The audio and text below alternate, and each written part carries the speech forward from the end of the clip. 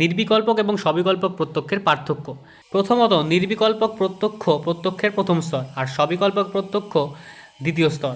দ্বিতীয়ত, নির্বিকল্পক প্রত্যক্ষ নিষ্প্রকারক প্রত্যক্ষ বা সবিকল্পক প্রত্যক্ষ স্বপ্রকার বা প্রকার বিশিষ্ট, অর্থাৎ কোনো জাতি, ক্রিয়া, শ্রেণী ইত্যাদি বিশিষ্ট।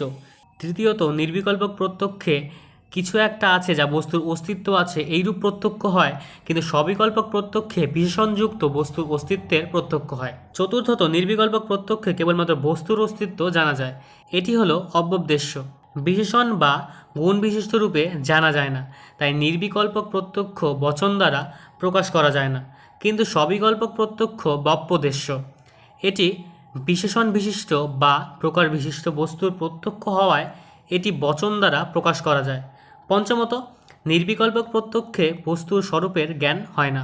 নির্বিকল্পক প্রত্যক্ষ বিশেষ্য বিশেষণ সম্বন্ধহীন বস্তুর প্রত্যক্ষ, সেই জন্য এর মূল্যায়ন সম্ভব নয়। অপরদিকে সবিকল্পক প্রত্যক্ষের মূল্যায়ন সম্ভব, কারণ এটি বিশেষণ বিশিষ্ট জ্ঞান।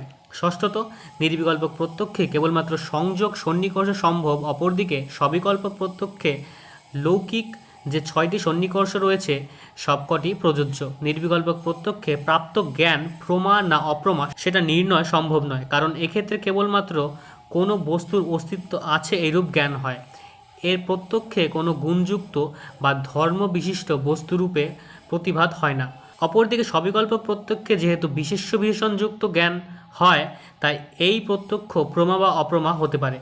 সপ্তমত, নির্বিকল্পক প্রত্যক্ষ প্রকারহীন হওয়ার তার মানস প্রত্যক্ষ হয় না। অপরদিকে সবিকল্পক প্রত্যক্ষ প্রকারযুক্ত হওয়ায় মানস প্রত্যক্ষ সম্ভব। নির্বিকল্পক প্রত্যক্ষ অবিশিষ্ট ও প্রকারহীন হওয়ায় মানস প্রত্যক্ষ সম্ভব নয়।